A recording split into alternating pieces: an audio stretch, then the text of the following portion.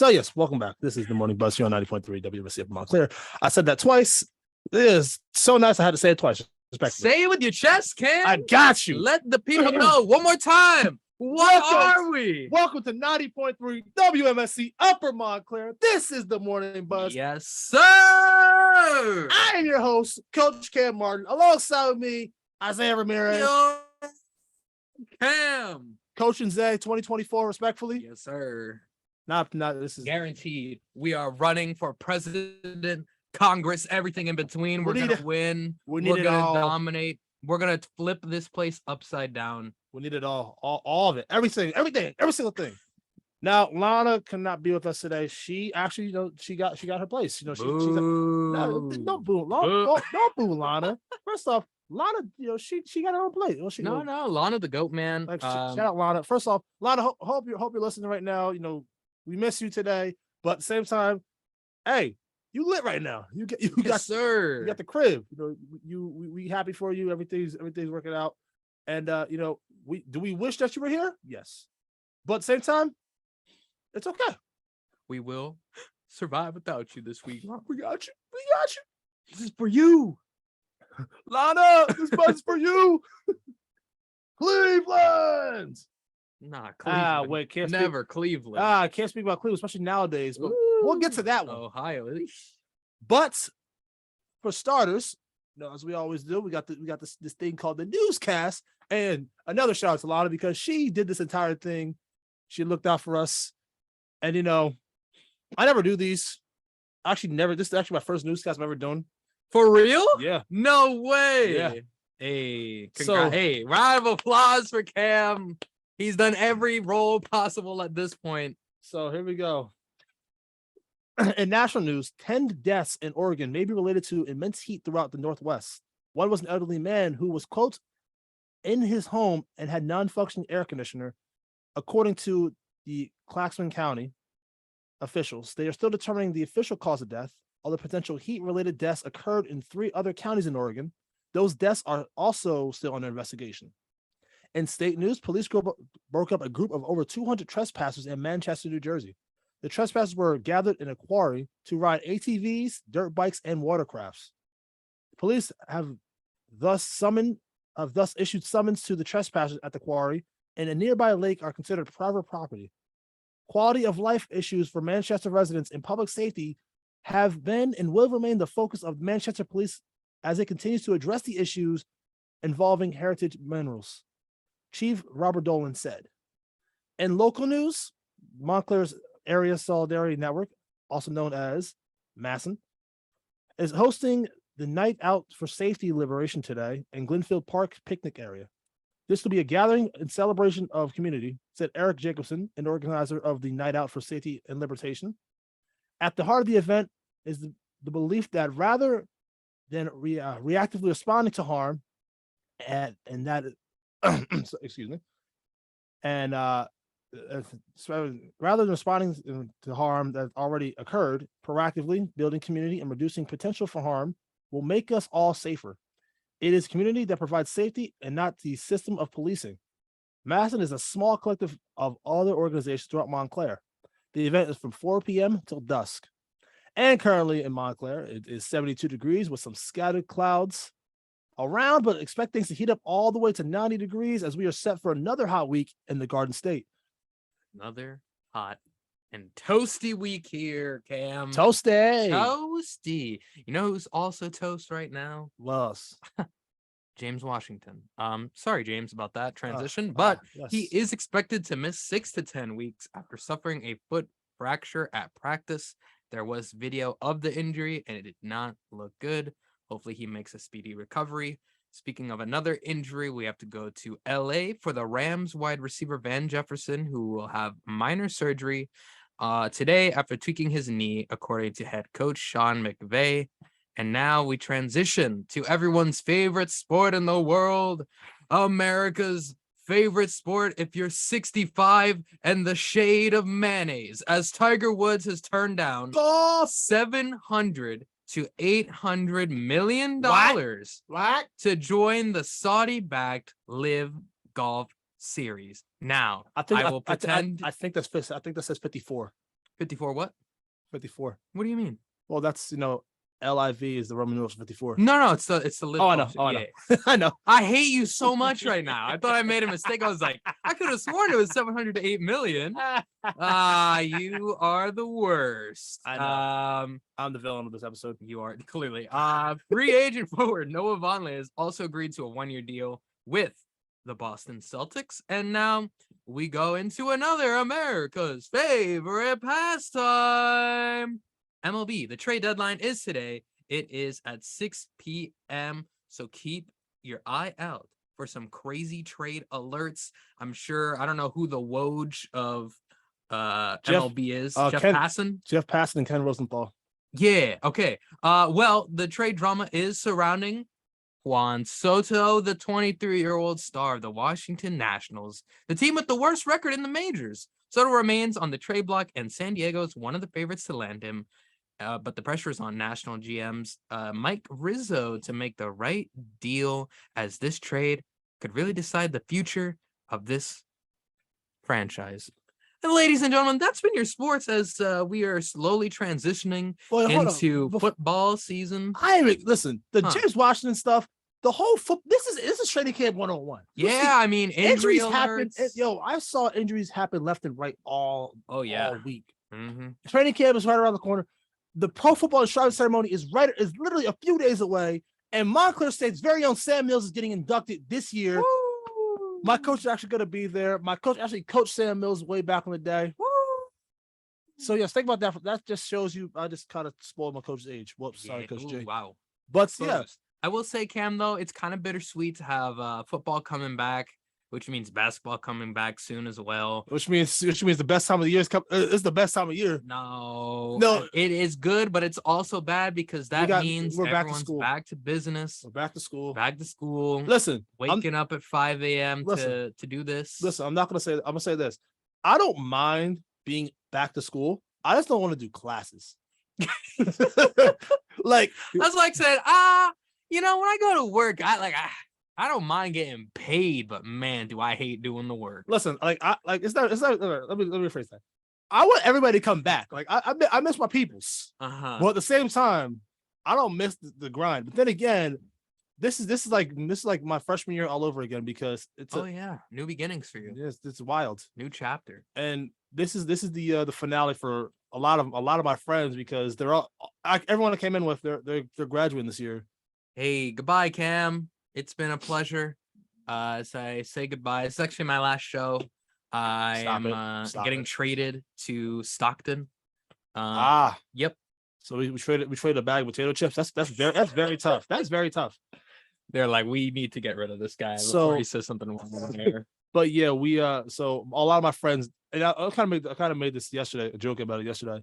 A lot of my friends, this is their finale. This is like it's like season 8. The last season, and then next year for me, my senior year is just the epilogue. No, I was gonna say you're getting a spinoff series. Yeah, exactly. Now everyone loved you enough. They're like, I guess we give him his own show. Exactly. Yeah. Everybody loves Cam. It's weekdays. Don't know what times yet. TBD, exactly. Anyway, we have some news. And I actually just saw, when I woke up this morning, I actually heard about this. The leader of Al-Qaeda, yes, Al-Qaeda still exists. Yes. He was killed in a drone strike. President Biden confirmed that a U.S. drone strike in Afghanistan this weekend killed Al-Qaeda leader Ayman al-Zawahiri. Al-Zawahiri took over as the leader of Al-Qaeda after Osama bin Laden's death in the U.S. raid in 2011. While formally announcing the operation, Biden added, quote, he will never again allow Afghanistan to become a terrorist safe haven because he is gone, and we're going to make sure that nothing else happens. This terrorist leader is no more. He said U.S. intelligence officials had tracked al-Zawahiri to a home down in Kabul, where he was hiding out with his family. President Biden approved the operation last week and was carried out on Sunday. Current and former officials began hearing Sunday afternoon that al-Zawahiri has been killed in a drone strike, but the administration delayed releasing the information until his death could be confirmed, according to one person. The house al-Zawahiri was in when he was killed was owned by a top aide senior Taliban leader, Sirajudani. Hakimi, according to senior intelligence officials. The official also added that the CIA ground team and aerial reconnaissance conducted after the drone strike confirmed al-Zawahiri's death. So first off, 11 years later, we got another one. Another one. Actually, that's probably what President Obama tweeted, because I saw Obama tweeted something on Sunday afternoon. He posted a picture of DJ Khaled. Another one. No caption at all. He's like, "This is not. That didn't happen, everyone." It did not. But I saw some former President Obama. He made a comment saying, it's been over 20 years, since 9/11, and there was another along the lines of we in a way kind of got our retribution, because it's almost been 21 years. Next month will mark 21 years since that tragic event, and I think that it's still tough, but for al-Zawahiri being the mastermind behind 9/11, for the United States to in a way get their redemption. It's kind, and I don't think redemption is the right word. You can't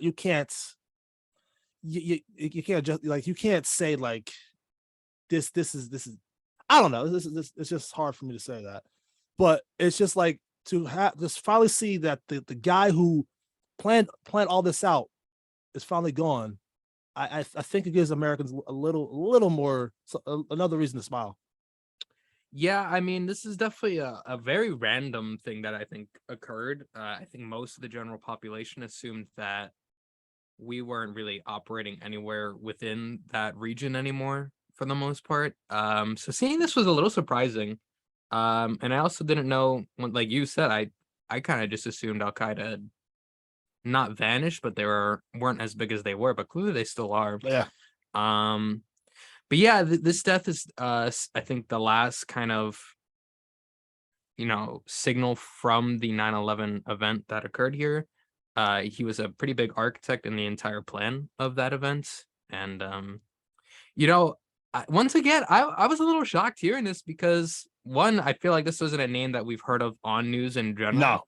No. And I could be wrong, but I have never heard that name at all before. So when I saw this trending, I was like, who is that? So then I clicked it and started seeing all this stuff come out. I know they did say that there was no civilians hurt in this, but that's amazing. That's amazing. Well, I don't know if that's entirely true, because I think a lot of times we like to say no one was hurt, but the government like to falsify things. Yeah, there's probably like 20 buildings blown up or something like that. No, but say, nobody was hurt. But if it's true that no one did hurt, that's I'm curious to know if because they said he was with his family. Yeah, I want to know. I want to know what's up with this. So did his family also die? Were they not there at the time? Did they go out shopping to go get tomatoes or something? And exactly. Next thing they walk back. Oh, the crib's blown up. Yikes. And I imagine we'll probably never know those details either. Because we're like at that, when you the whole goal was to get rid of one guy. Yeah. And once you get rid of him, it's like, okay, that's it.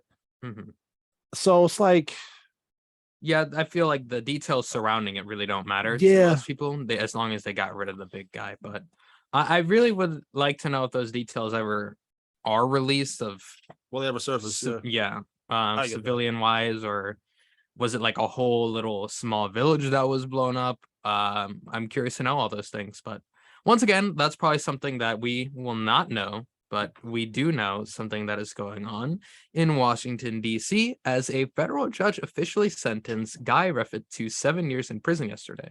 Reffitt brought a gun into the U.S. Capitol during the January 6th insurrection of the Capitol. He was also part of the riot and threatened House Speaker Nancy Pelosi. He was also the longest insurrection-related sentence to date. Reffitt, a recruiter for a right-wing militia known as the Three Percenters, was the first Capitol rioter to go to trial rather than take a plea agreement.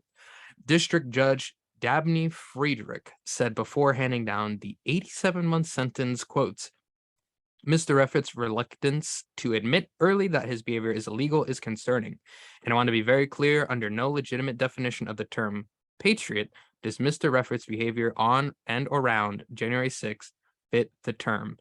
It is the antithesis of the word. The officers at the Capitol are the patriots, as well as those who fought and even died to protect our democracy, our rule of law, Those in mob are not. Not only are they not patriots, they are a direct threat to our democracy and will be punished as such, end quotes. Redford was convicted by a DC jury in March of 5 felonies, including transporting and carrying a firearm on Capitol grounds, interfering with Capitol Police, and obstructing an official proceeding. He had driven to DC with several firearms, one of which he would carried out to him on the steps of the Capitol during the early hours of the riot. Redford's wife and 2 daughters were in the courtroom when the sentence was handed down. Redford's younger daughter, Peyton, told the judge that her father is, quotes, not a threat to my family, and that her family turned a blind eye to his mental health issues. Wow. Yeah. Wow. There's a lot to unpack within this whole thing. First off, I saw the 2 daughters were speaking once the punishment was laid out for everyone to know. And they were outside, obviously, of the courtroom at this point, and so on. They were just letting them talk. I don't know if there's a question leading into it or not, but they are pretty much saying it's like they're going to feel like the ruling is unfair to their father. But then they also brought up what I thought was an interesting point, which is if our father is getting 7 years, then what is Trump going to get? Shouldn't he get something? Oh yeah, in return? And I think that brings up back to the whole idea of all of these primetime trial hearings of what has been going down this entire time. And my whole thought process about it is we're spending all this time discussing what happened. And at this point, I think everyone has a clear understanding of what occurred on January 6th and the president's involvement within this scenario. Yeah. And the fact is, if nothing happens to former President Donald Trump, then what was the point of all these hearings? Yes, people, if nothing happens to former President Trump, people are going to be angry. Yeah, they're going to be angry. I'm sure there's going to be protests, maybe some riots as well. I can't say no. I feel like the people that supported him that are doing like exhibit my man's right here. Insane. Like for him to get 7 years and Trump walks out scot-free, which is probably going to be the likelihood. Oh, yeah, exactly. To happen, given our history here in the wonderful state of the United States, especially people with money. Yeah, but like just to think about this.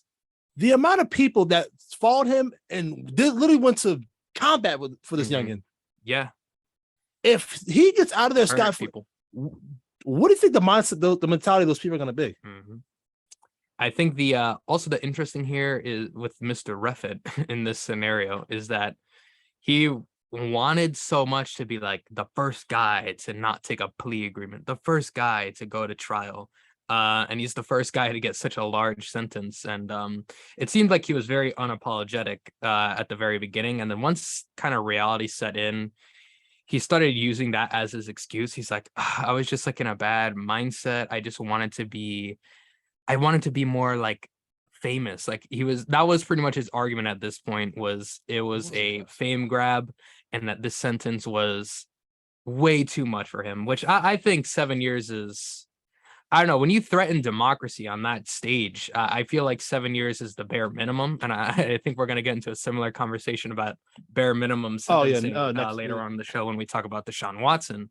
But only 7 years also to threaten House Speaker Nancy Pelosi, whether you agree with her or not, her political agenda, as she is obviously entering Taiwan today as expected. It doesn't matter. I feel like once you start threatening actual United States officials and then also storming the Capitol with a weapon on hand, given the events that happened there as well, I think 7 years is a light sentence by all means. I feel like they definitely could have gotten more and really set a bigger example for the following people that aren't taking plea agreements as well. And a lot of people are saying that this sentence was used as a way to scare other people to just take a plea deal. I don't know if I agree with that, because once again, I think this is an attack on democracy, everyone. Yeah, and this was an attack on our Constitution, our rights, all this. You could get into all that stuff. So I think 7 years, like if you're really a quote unquote American, I think you could agree that if 7 years is light, that's very light. And two things. I've looked at the definition of patriot, and the definition of patriot is a person who vigorously supports their country and is prepared to defend it against their enemies or detractors. And the whole idea of the United States is built on democracy, and people attack democracy. So how are you going to call yourself a patriot if you went against the democracy of the United States? And what I'm saying, it does not reflect the station. It's all myself. Does not reflect the station whatsoever. What I'm saying is this: if you claim to be patriots, and the whole election was it favored someone else, and you want to go fight that, that's not being a patriot. That's just being a jerk. Yeah, I mean, it was so bizarre seeing how many people on such a huge, massive scale, like it was thousands of people that were clearly borderline brainwashed by whatever President Trump was saying to them. For some reason, it clicked with them and their ideologies, and they went to the most extreme way possible to do it. And I'm sure some of them have regrets, but I'm sure a lot of them still feel that that election was stolen, that election was fraudulent. Joe Biden paid off somebody, and then they'll probably make this weird argument somehow entering Hunter Biden. It's just those people are clearly not in a good enough mental place to really. I don't know. It's just listen. Here's the thing: politics in general. It's just such a. We got too many old people running around. Not even that, but it's just like so many people are closed-minded. Yeah, where like if someone just says that they are this side or that side, they want nothing to do with them. Yeah, I had a friend of mine say stop being friends with somebody because they like Trump. Well, I looked up, said what? Huh? I would, even from my perspective, I have not had many good experiences with Trump people. Oh no, not one bit. But once again, I'm willing to give those people a shot. But I think at this point, if you're still avid, like wearing a MAGA hat, having the sign on your truck, it's like I'm not gonna waste my time with you because clearly you're a terrible person. Especially after January 6th, it's like yeah. But if you were to say I'm Republican, that's different. I should be able to have a general conversation with you, we can converse with neither side yelling at each other. Exactly. But that's not where we are at this point, where it's very this side versus that side. Exactly. Who can talk over each other kind of deal. I mean, yeah. Did you see the election talks? Did you see between Biden and Trump and Clinton? It was WWE, man. It was there were just a whole bunch of promos and stuff. It was a whole lot of yelling. Oh, also the other thing I want to bring up, when you made the mention that Mr. Reffett said he wanted to be famous, it kind of brought me to this idea that kind of backtrack a little bit back to 1981 when a certain gentleman named John Hinckley Jr. tried to assassinate Ronald Reagan. You know why? Why? To get the attention of one Jodie Foster, the actress. Isn't that such a bizarre mindset to try to understand? Yes. The lengths that someone is willing to go to seek fame, or I don't even know if that's his real reasoning, man. I remember not what you said, but I meant in the Reffett case. Oh yeah. For what you think, I would imagine that's like you want to be famous. Okay, cool. That's not like I'm just trying to take Jodie Foster out to some Olive Garden real quick. Like that. How can I get her attention? The Olive Garden's crazy. Anyway. Yeah, you want to take a break? Yeah, let's take a break. I'll be right back after these words from our Don't say it. We don't have any of them, Cam. These words from our computers. From Kellogg. No, I'm kidding. Stop it. we got these words. We're gonna take a quick PSA break from our computer to the right of me. So yeah, stay tuned. Let's go to break.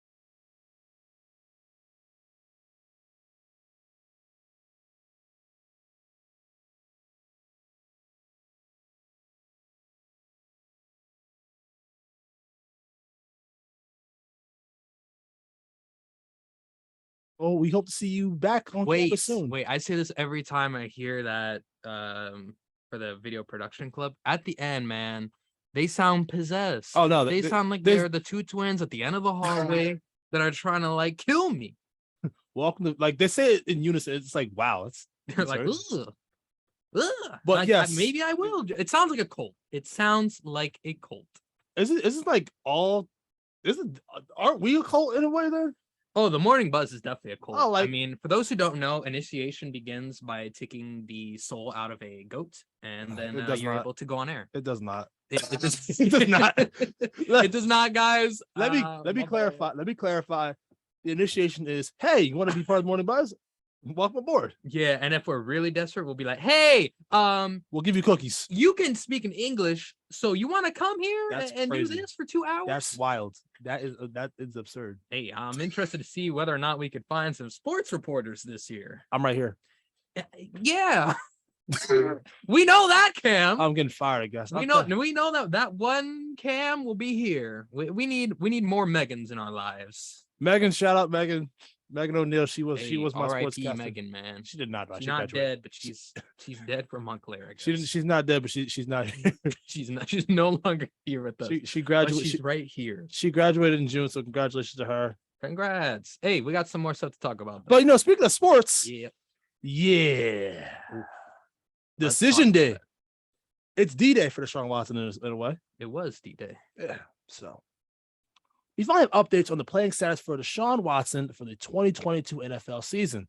Isaiah, we and you actually talk about this on the Coach's Playbook about the Browns' schedule. We were wrong. Oh, we were. We were wrong. Oh boy. Okay, so Cleveland Browns quarterback Deshaun Watson was suspended for 6 games yesterday after being accused by 24 women in Texas of sexual misconduct during massage treatments. The accusations of assault occurred between 2020 and 2021. Of the 24 lawsuits, Washington officially had settled, with 23 of them leaving 1 civil lawsuit. The punishment handed out by the game's disciplinary officer, former federal judge Sue L. Robinson, fell well short of what the NFL asked for, an open-ended suspension of at least a year for violating the league's personal conduct policy. Instead of what the league requested, Robinson decided that 6 games was enough for the quarterback. The NFL has 3 days to appeal the decision. Robinson's 16-page report of the situation was also released that sheds some more light on her decision. Although this is the most significant punishment ever imposed on an NFL player for allegations of nonviolent sexual conduct, Mr. Watson's pattern of conduct was more egregious than any before reviewed by the NFL. As a condition for his reinstatement, Robinson mandated that Watson only use massage therapists approved by the team for the rest of his career. And she said Watson must have, quote, no adverse involvement with law enforcement and must not commit any additional violations of personal conduct policy. A day before the ruling, the NFL Players Association, or the NFLPA, said it would abide by Robinson's ruling. If the NFL appeals, Commissioner Roger Goodell or someone he designates will make the ruling on an appropriate punishment per terms of the collective bargaining agreement. This would set a precedent, as this is the first time an arbiter was used in a situation like this. The union could then try to challenge that ruling in federal court. The league had punished a suspension for at least a year or at a $5 million fine for the 26-year-old Watson during a 3-day hearing before Robinson in June. Now, first off, I feel as though the NFL likes to lighten things up. But at the same token, I see both sides of this. And yeah. It's weird for me to say I see both sides of it, but I see both sides of it. Because back in 2010, when Ben Roethlisberger got accused for all his stuff, he was suspended for like 10 games, and he did much worse than what Deshaun Watson did. Like, I'm not saying you can compare like apples to oranges. Like, sexual misconduct, it's disgusting and awful at the same time. But Ben Roethlisberger, it was much worse what Ben Roethlisberger did. Ray Rice, domestic violence, it was awful. Ray Rice was suspended for 10 games. So Deshaun Watson getting suspended for 6 games without physically putting his hands on somebody, I see what Judge Robinson was thinking. I see Judge Robinson's ruling. However, 6 games is not enough when you look on the other side of it, because the NFL is so big on everything else, such as, failed drug tests. Like Josh Gordon got suspended for 3 years, like his whole career. Like he missed out 3 years. Like he missed out like 7,000 weeks because of his drug tests. And this year, Calvin Ridley's missing this entire season because he bet on his team. Because not he didn't fix games. He did not try to fix games for people not playing at the time. He literally bet on his team. He bet on himself basically to have his team be successful. Not he didn't even bet on himself. He bet on his team. Like he expected, like he was so confident on his team. Like he believed in his team to the point where he got suspended for even betting for an entire season. I mean, this is definitely a tough one to try to really analyze, because I think the natural thing to do is kind of look at this in a very emotional way. Exactly. Where when you're looking at it, I think we have to remember a couple things. One is that Deshaun Watson, he has, whether you believe it or not, has maintained his innocence from the very beginning, saying he has done nothing to these people, or he's claimed that from the beginning. And I heard this argument kind of made. It's like, I forget what show is on, but pretty much the person was saying is like, if that was my son, I would fight until the end of time to make sure that he was, fighting. Like if you would believe him if that was like your son kind of deal. 1,000%. But obviously this is not my son. And I think just the amount of women is so jarring where it's at 24. I think the natural thing you start to believe is very much there's a pattern. There's a pattern of behavior. And that is kind of highlighted in Sue Robinson's report, where they say that he's done some very not good things pretty much. But the reasoning why it's light is that it's not violent, but regardless, it's still violating sexual conduct it's policy, still... which is very disturbing when you hear that, because for someone that was claiming their innocence, clearly he was doing something that was not right for that time period from 2020 to 2021 with over 20 plus people. And once again, you try to look at this by not getting emotional about it, because emotionally, I'm saying this guy deserves at least a year suspension just for being involved in that kind of scenario, because you shouldn't find yourself anywhere near that kind of scenario at all. No, first off, why do you need that many terrorists? Exactly. Like what?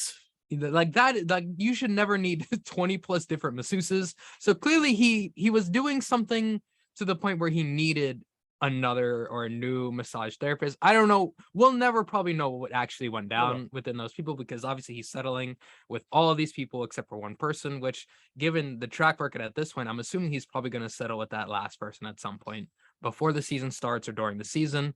But man, I think the whole world, as it was trending as well yesterday on Twitter and pretty much every social media platform, just the general shock and surprising nature of the 6-game suspension, as everyone was at least thinking the bare minimum would be 8. And we talked about that on your show that you mentioned, and we were kind of looking at it through the football perspective and not so much the actual logistical part of it, where we thought, where would the Browns be at this point in the season past 8 games? Because I think the general consensus was that would be the minimum suspension. So when the 6 came out, I think everyone was just shocked. It took us back. It was like, what? Really? And then like everyone started bringing up the Calvin Ridley case, the DeAndre Hopkins suspension with the PEDs. And it's interesting that they're also doing this new thing with the arbiter, where it's unlike before, where normally the NFL would handle the investigation and then just have their own sentencing for the most part, right?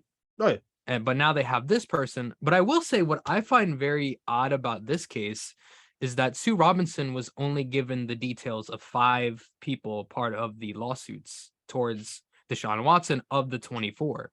And of those 5, 1 was ruled out because they were deemed it just wasn't a credible source.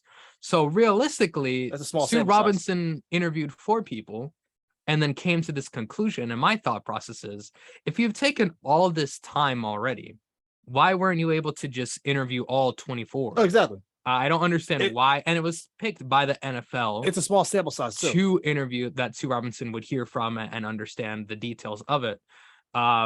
but to only hear 4 of them in total is very bizarre. And I don't know why that was the action taken. And I'm not sure if the NFL said that they were seeking 1 year in the case of just to kind of stay face because they knew it would be a lighter sentence or not.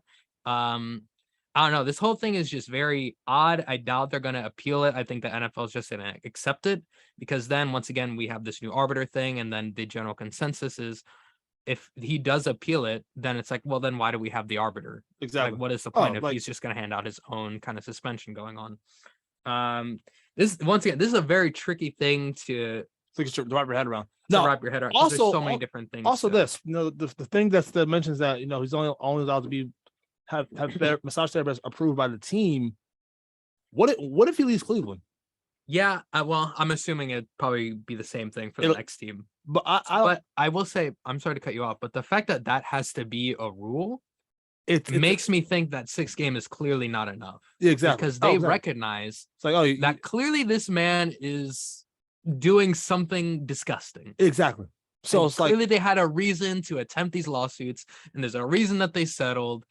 That doesn't mean he's guilty. But there's a lot of things that were going on in Houston. There's something known that was very fishy, very disturbing, and just troubling. And I don't know. This is a tough one, man. The more and more you try to wrap your head around it, the more and more it just makes you. It's confusing to follow because there's so many ways to really dissect this thing. It's like, all right. So we're gonna just talk like a checkers board. Different layers here, like.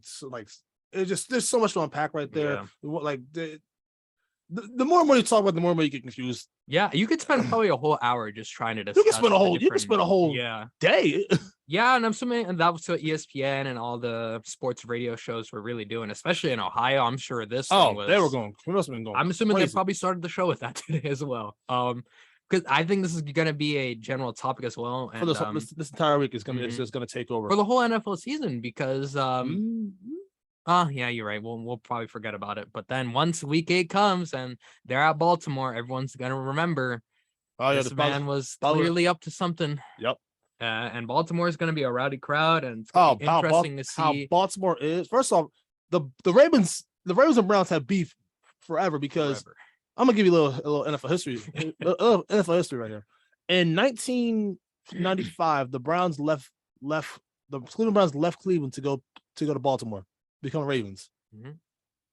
For 96 to 98, there was no football at all in the city of Cleveland. So when the Browns came back in 99 and the Ravens are playing in their division, it was war throughout. They hate each other because that same reason. There was actually there's a video from years ago where there's a guy who defaced Art Modell's grave. Oh wow. A Browns fan, because Art Modell, the owner of the Browns before they moved to Baltimore, took away the Cleveland Browns from Cleveland and moved to Baltimore. So that Browns fan was upset and he defaced his grave. That's some crazy stuff, man. That is wild. Oh, they hate each other. Yeah, they hate each other. So, but yeah, that's my NFL history. I digress. Hey, you know what is crazy, Cam? Well, we were like a real professional sports show, right? Honestly, there. We were like that was ESPN, Fox Sports, but better. Exactly. Yes, sir.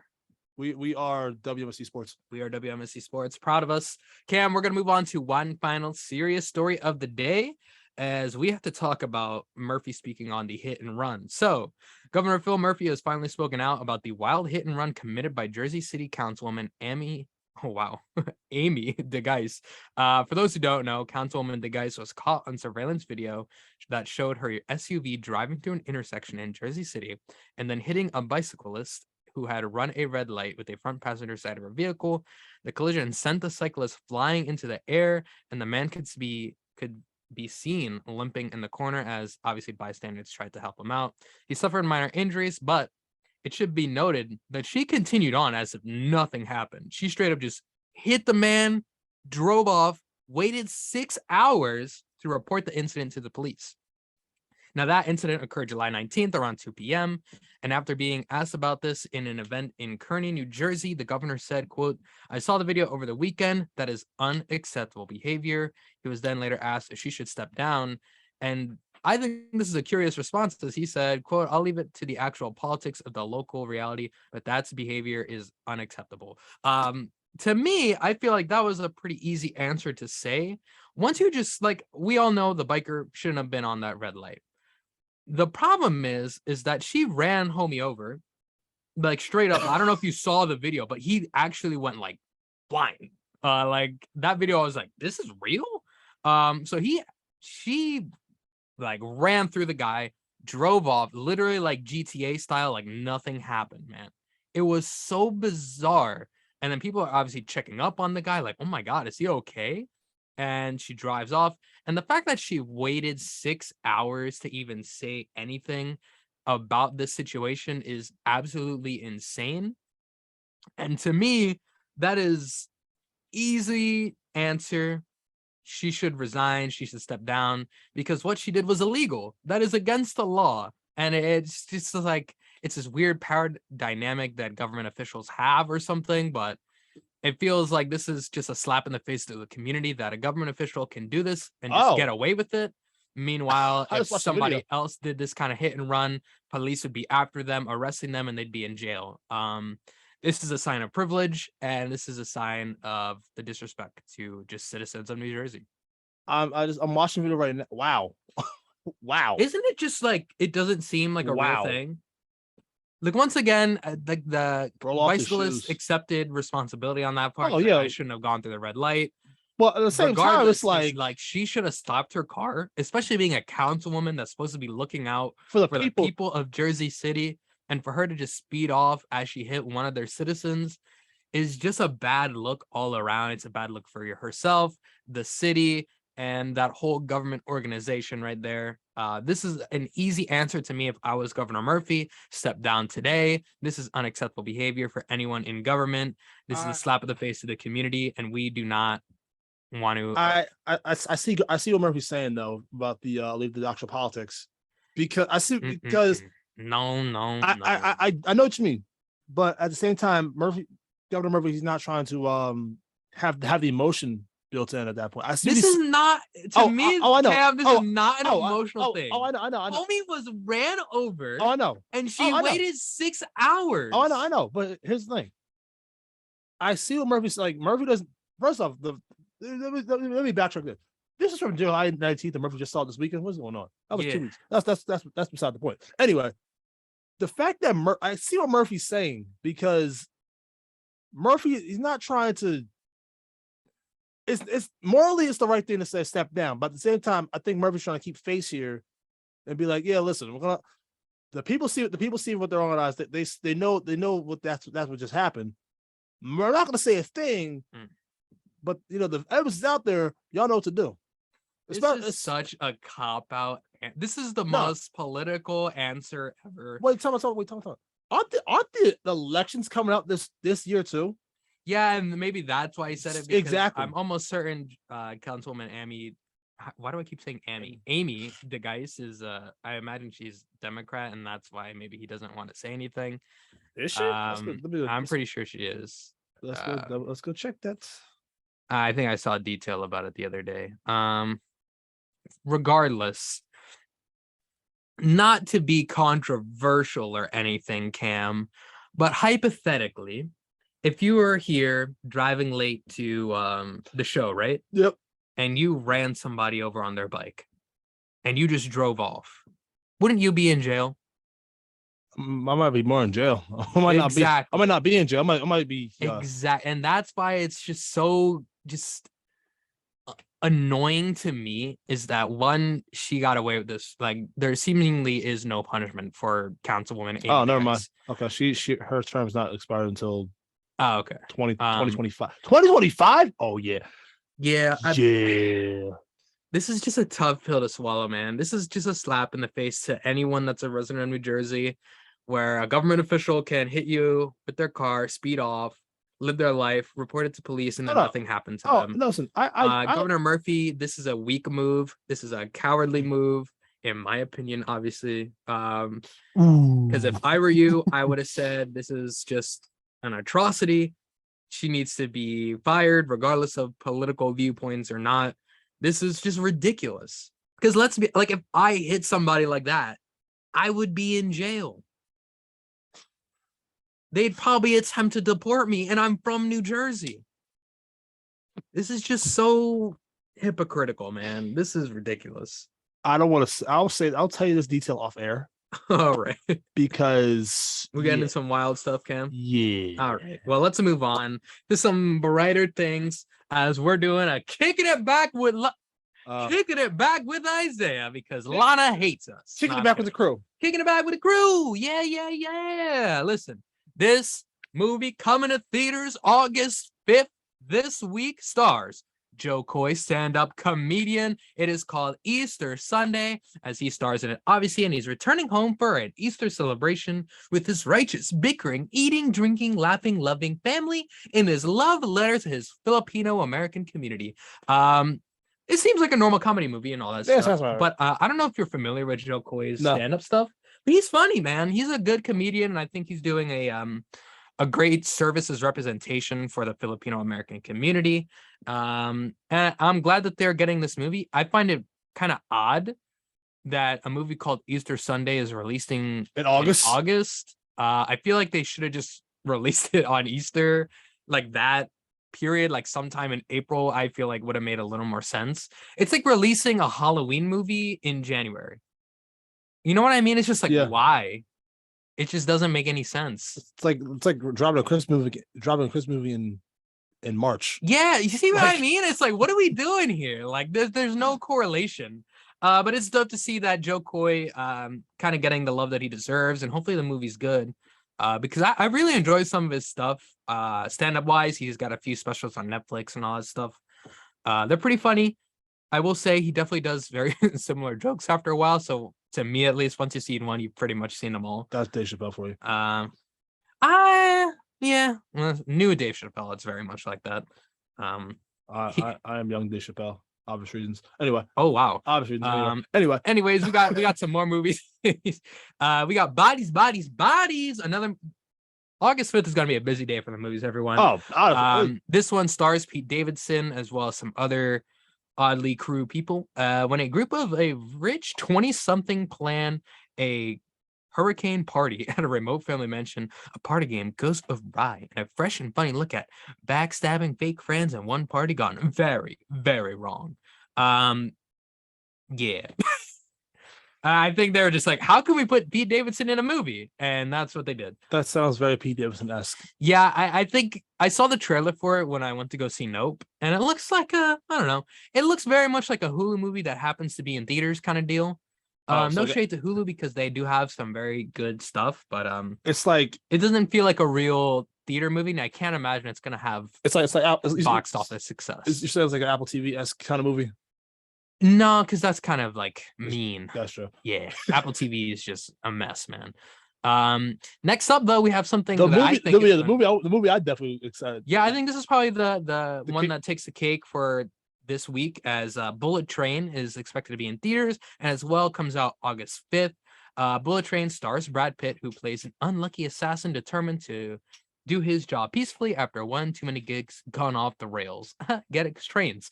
Fate, however, has many other plans, and his latest mission puts him on a collision course with lethal adversaries from around the globe, all connected yet conflicting objectives on the world's fastest train. And this cast is also wild as well to me, because obviously it stars Bad Bunny and as well, and he's kind of making, I don't think it's his film debut, but I think they're capitalizing on the summer that is Bad Bunny summer here in the United States and really around the world. But they have some really cool people as well in it. It's got Channing Tatum. It's got Sandra Bullock in it as well. It's got Brian Tyree Henry in it. I mean, they have like a pretty big cast when it comes to just films in general. A lot of big names on here. And it seems like a fun movie. It seems like a good one. That I saw a trailer for that. I forgot what movie I was watching. I want to say, had to be Marvel movie because Shrek 2, probably Thor. No, nah. I saw before I saw Thor. I enjoyed Thor. Enough Thor hate. Enough Thor hate. Like what?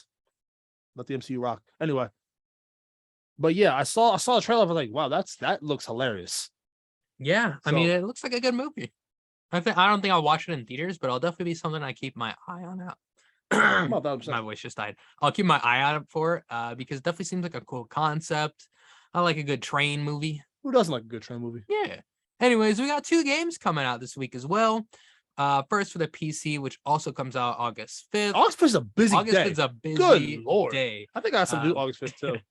Recipe for Disaster is the game and is a whimsical take on the restaurant tycoon genre and shows off the hectic yet stress-inducing world of food service industry in all its glory. That's a PC game, so probably not going to get a lot of love and admiration as a game like Gun, which is out today, and it's on all platforms, and is an old school platformer with the soul of a N64 era like game in which your frog-shaped grappling hook is your best friend. Yeah, it's a slow week for the gaming world, I gotta say. This is definitely a tough one to find. I think next week and the week after is like when Madden comes out, so that'll probably be a big game release. I probably won't get Madden until I get PS5. Yeah, I don't think there's really a reason to get Madden for PlayStation 4 or anything like that. No. Yeah, I'm gonna stick with Madden 21 if I ever feel like playing a football game again. Regardless, that has been kicking it back with the crew with Isaiah and Cam. It's been a fun run. Cam, do you want me to read this next one or do you want to? I got it because yes. All right. It's time for weird stories, guys. Love is not dead. A Facebook user, Solomon County, issued a heartwarming message to the love of his life. Wait, what's that? He said, what? All right, well, I guess I'll read a statement and get your opinions afterwards. You're not the most beautiful woman in the world. Neither are you the most intelligent, but I've chosen to never find perfection in anyone else. I'll put my gaze on you, and with that commitment, we would mold ourselves for ourselves. Our perfection is not commitment. Stating that you're not the most beautiful / intelligent might sound like it's not a compliment. Yeah, but it's realistic based for love, acknowledging that my woman isn't the best, but I'm not looking for the best. I was looking for you, and I found you. Oh. There is no best. There's just someone you choose and see the best in them. This to me is real love. Not the one that consoles itself in the faux reality of that their partner is the most good looking, the most intelligent, and most successful person in the world. That's disingenuous. It does not give room for love to thrive. I love you. I'm committed to you. I miss you so much, but my love for you is stronger than distance. Huh? Cam. Huh? He said in the opening statement, you're not the most beautiful or most intelligent. Huh? First off, oh man. I mean, wow. Can you imagine being the girl scrolling on Instagram? You're like, oh, my man's just posted. Let me see what he block. Oh, right. Actually, that happened this morning. Let me call this guy up real quick. Yeah, we're done. Yep. Yeah. So actually, want to hear something funny? I got blocked this morning. Cam. Yeah. Details? It was a woman I was talking with. Not that one. It was someone I was talking with back last school year. And I woke up this morning, went to check my bank account, had no money. All right, cool, call my bank up. After I call my bank up, scroll on Instagram, scroll to Snapchat, saw the X on the right side, said, oh, nice. Cool. Cam, now what did you do? Well, it was a girl who I had a crush on. We actually we went on a few dates. And let's just say that she has someone else now. Okay. So she just blocked you out of the blue? I think that her new man's got jealous that I like the post of hers. I don't know, because I like the post. Next thing I know, I'll wake up this morning, boom. Some shenanigans, huh? Cam? I didn't do a thing. You scheming, Cam? Are you trying to break up a nice couple right now? I don't home wrecker. They call me a bulldozer for a reason. I'm kidding. Oh wow! Listen, they call me a snowplow on the low. What is going on right now? What is happening, man? Anyway, back to the gentleman that posted this. We'll save your details for another time. What are the odds that this couple is still together? I can't imagine the very I say slim to none. I'd be shocked if she would stay in a relationship like that, man. Next, This is next time we report about this guy is it's an engagement photo. Florida man found unalive somewhere. Wow, I love this. Yikes. Absolutely wild. I don't want to accuse anyone of Wow. anything. All right, let's Wow. relax. That's Let's talk to disgusting. Deshaun Watson. Okay. Listen, this is absolutely insane. To Mr. Solomon Bushi, you get the L today because I don't know what you were trying to do. I really don't know what your intentions were. But anytime you say to your loved one, someone you care about, someone you should appreciate, the moment you start insulting them like that from the jump, karma's going to come for you in some weird way. Karma is a dog. Yeah, karma's a dog. Wolf. Yeah. Let's talk about some McDonald's, as they be pretty pricey. And someone Really? McDonald's? yeah, but someone paid a lot more than they needed to for some McDonald's.